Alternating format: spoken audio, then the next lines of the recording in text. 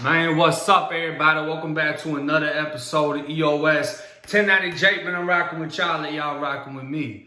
This video right here is going to be about a Florida prison legend. Now, some of y'all are going to be like, why is this dude a legend? You got legends that are known for good things, and you got the legends that are known for bad things. This guy that we're speaking on was known for the worst things. And I'm going to let Brian fill you in a little piece, since you know he also did time in Florida State Prison, and he's going to tell you more about who I'm speaking on. Hey, what up, everybody? So I'm going to be telling you guys about one of Florida's most notorious, legendary booty bandits. I'm talking about a straight rapist, ass assassin, butthole vigilante, unlike anybody else in the Florida DOC's history. This man was the type of man just like what you see on TV, where they show the new man getting off the bus, or a busload of people coming in and you see the new guys coming in. They're a little scared, frightened, timid. The ones that are like a little chihuahua outside in 20-degree weather that somebody just squirted with a water hose and they're just shaking with fear. The ones that the people can smell the fear just reverberating off of them. Those type of scenes that you see in the movies where it plays out and you got this big dude that's just like, and he's growling and he's waiting on them to come in there and he's going to take advantage of them, take their booty. His real name is Alphania Smith, a.k.a. Big Mama Herc. Don't get it twisted with Big Herc 916. I know that any of you guys watching these prison channels have heard of Big Herc 916. That's my dog. Big Herc 916 ain't down with none of the funny stuff. So don't get it twisted and confused with homie. The guy that I'm talking about, the reason that his name is Big Mama Herc, the reason he added the mama part to it is because he was legitimately just straight up homosexual, real feminine, speaking. He spoke with a soft voice, but wasn't nothing at all soft about this guy. And his primary target for the people that were coming into the system were young, timid, weak white boys. And all of the information that I'm sharing with you guys, I never met him. He was long not even in the system when I came in. But I still heard about him. People are still talking about him to this day. But the information that I'm sharing with you guys are from the old timers that I knew, that personally knew him, that was on compounds with him back in the day, like the old Rock, the old UCI, the old school prisons where the old death row used to be, where it was open pop. And it was just straight wildin', vicious predators on the compound. If you were timid, if you were weak, you were becoming a bitch. Hands down. That type of compound. And I know people from back in the day that did time back then with this man. So what I'm telling you is not just he said this, he said that. I'm telling you firsthand knowledge from people that actually knew him. One thing that made him stand out different than all the other ones that you hear about, the man would tell people, look, you got two options. Number one, you're going to give me the dick and the booty. Number two, you can die. Which one do you want? Here's what I can't still to this day figure out is that for a man that, even if this man beats a man and rapes him, how is it that he's able to get that person that he beat to actually have sex with him, hit him in the butt? For the life of me, I can't figure that one out. I can't understand it. I mean, me personally, I would go to the grave period with my butthole still intact. You got to kill me. That ain't happening, homie. No, sir. Like I told you, this is the most notorious butthole bandit in all of the state of Florida. And he has done this to countless individuals. What a lot of people don't realize is this dude was huge. He was on swole. And there's going to be a picture in this video, if you haven't already seen it, that this wasn't even in his prime, in his heyday, where he was as big as he ever was. The man was extremely strong. He could bench all the weight on the compound. He could squat all the weight on the compound. But any picture that you see, there's not many pictures left in circulation of this man, but the pictures that you see will always be from the waist up. You're never going to see a picture of his legs because he refused to let people take a picture of his legs because the man had little bitty skinny bird legs. but he had strength like a gladiator, or like Samson or something, just endless strength. This man was a ruthless predator, a vicious animal that would go after anybody. There was not many that stood up to him and made it away safely. Now, you're probably wondering, what happened to Big Mama Herc? There's a couple of stories that have gone around about exactly what happened to him. And one of those are that he got out of prison and made it down to St. Petersburg, Florida, and ended up dying on the streets. But that's not what happened. What actually happened to him, how he ended up dying, he got murdered in prison on the weight pile, the one place that he loved. He was on a bench. So he was bench pressing some weight. And he came down with the weight, and as he came down right by his neck, or, on his chest, but still the bar is close to your neck, one of his victims come running and jumped right on the bar. And when they jumped it on the bar, it went to his lowest point right here, his neck. And it just crushed his whole windpipe. Killed him right there dead. That was the end of the notorious Big Mama Herc. Killed right there on the weight bench. Now listen, right? My first time hearing about this dude was at Appalachian CI. I never heard about him in the JIT camps, none of that. But when I got to Appalachia, I was around some older inmates that had been down for years and years. They're not coming home no time soon. What I heard in that story, like half of me was like, is this real? The other half was like, that's crazy. You couldn't have tried me like that. I would have bodied you. But at the end of the day, when people are tried like that, there's usually nothing you can do. When you are physically overpowered by somebody, it's not about what happens. It's about what you do after the fact. And that is what establishes respect and how you keep respect. I've told y'all about the broomstick horror stories at the JIT camps.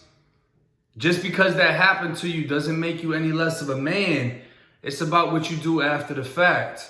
And I heard the same story that Brian heard about him getting killed on the yard on the weight bench. Now, I heard two different versions. I heard that a dude that he raped, a small Puerto Rican, walked up while he was benching. And when the bench went down, the Puerto Rican stabbed him in the chest. The bench dropped on his neck. That's how he died. I also heard the story of the same Puerto Rican walking up with a plate, a weighted plate. I don't know if it was a 45, whatever it was, and dropped it off on his head while dude was benching. Either way, there was two stories about how he got slumped at FSP in Rayford, Florida, which is, that was the real deal. That was the battlefield back then. But I did some research. I found a guy by the name of Charles Norman who's been down since the 70s. And he actually personally knew Mama Herc. This picture is 100% owned by Charles Norman. And I actually reached out to him myself, and we've been in communication. I asked him for permission to use the picture. I asked him for permission to use some of the information behind Mama Herc, and I'm actually going to be doing a video on him as well. Now, what shocked me about the information I found from Charles Norman was it was identical to the story I heard from somebody that never got out of prison. And I'm going to read that for y'all right now. Mama Herc was a genuine prison legend, infamous beyond his razor wire boundary. When I was in the county jail for a couple of years fighting my case through the courts, recidivists shared chain gang horror stories about what would happen to the scared newcocks upon their arrival in prison. All that was missing in those jail cells to make it any scarier was crackling campfires and hooting owls. When you get to prison, boys, one scrawny, toothless, 30-year-old, six-time loser with toothpick arms stained blue with crude self-inflicted tattoos crisscrossed with white razor blade scars, intoned, "You're gonna run into Mama Herc." He smiled, revealing gums, and smacked his lips. "Who's Mama Herc?" some frightened teen burglar or car thief would always ask. "Boy, Mama Herc is a sweet young white boy's worst nightmare," he'd say, warming up. "She or he, whatever you want to call it, is the biggest, meanest, strongest damn queer in the prison system. He's a monster, can lift all the iron in the weight pile, gets his strength and his protein from eating up young boys like you and you every day. What? Yup. Mama Herc's a black giant with plucked eyebrows and shaved legs. Arms pumped up like Virginia hams. When I came into prison, sweet 16, all clean, not like I am now, I heard these footsteps behind me. Turned around and there was Mama Herc, the black Goliath, Frankenstein, Sasquatch, and Medusa rolled into one. What happened? Mama Herc grabbed me by the throat with one hand, picked me up in the air, pulled me towards him, kissed me right dead on the lips, and grinned at me. Groans and yaks resound. You should have smelt that breath. It'd make a vulture puke. Least he didn't stick his tongue in my mouth. More groans and gags. Mama Herc looked me right in the eye and said, "White boy, I'm gonna suck your dick." And he did. What was I supposed to do? When he got done, he squeezed my neck a little bit, just to let me know he could pinch off my head if he wanted to, and told me, "Now you're gonna suck mine." Louder gasps and groans. Mama Herc's still up there waiting for you boys to show up.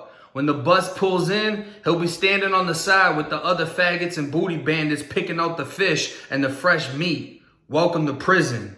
Yeah, y'all heard what the fuck I just said? This shit dead ass serious. This shit dead ass real. This is a motherfucking booty bandit legend in Florida State Prison. And this is the exact shit I was told that he did to motherfuckers, picking them up by their neck and sucking they dick. What the fuck? The first time I heard, I was like, what? What type of gay ass? And they were like, nah, this is some real shit. If this doesn't keep you from prison, I don't know what the fuck will. Months later, Herc signed up for a prison self-help program where men spend days sitting in a circle and telling their life stories, among other activities. Herc opened up, and I learned the terrible truth behind his chain gang legend. He'd gone to the state reform school not much more than a scrawny child and had been brutally raped, abused, and passed around by the older teens. He was too small to fight them off. His life was a living hell for weeks and months. He turned to the weight pile, desperate to add size and become strong. And in a couple years, he'd spurted upward. At 15, bigger and stronger than most fully grown men. By then, he developed a taste for homosexuality, and the weak prey of years past morphed into a predator. Now, he was a grown man, having spent most of his life in captivity, turning into that which he feared and hated most as a helpless youth. He denied the veracity of the chain gang stories about his attacking fresh young prisoners in years past. And beneath that frightening exterior, a little boy still hid. I developed a respect for Herc, for his sheer determination as a survivor. I've been a grown man when I came to prison. I couldn't imagine how damaging and horrifying it might have been had I come to prison as a child. Might I have developed into something like Mama Herc? I started to think about it. I would have rather died. Many did. We became friends, as odd as that may seem. He had a childlike innocence of many things. He'd never had a life in society, never had a job, never drove a car. He was scared to death of women. He was insecure and uneducated and had no skills but one. He was the strongest man in prison. He owned the weight pile. He was truly institutionalized, a product of his environment. A life in a free society was as alien to him as life on Mars or Jupiter. Now, all of this is from the story written by Charles Norman called Fighting the Ninja. The Ninja, it was a nickname for AIDS back in the day because it slept up on you in the night and cut your throat. It was just known for killing everybody back then, and that's what they called it, the Ninja. And Charles at the time was a very educated inmate, so a lot of these guys that were messing with boys, including Mama Herc, would come to him for advice, would come to him and ask him, do you think I'm sick? What can I do? I'm going to get more in depth in Charles Norman's story when I actually do the video on him specifically. But just to let it be known, Charles was never a victim. And him and Herc were friends. It didn't go beyond that. What I want y'all to understand, and why I read something as graphic as that was, is because even though Mama Herc is dead and gone, and he's been dead for years, for one, no one actually knows how he died. You know, it was rumored he died on that yard.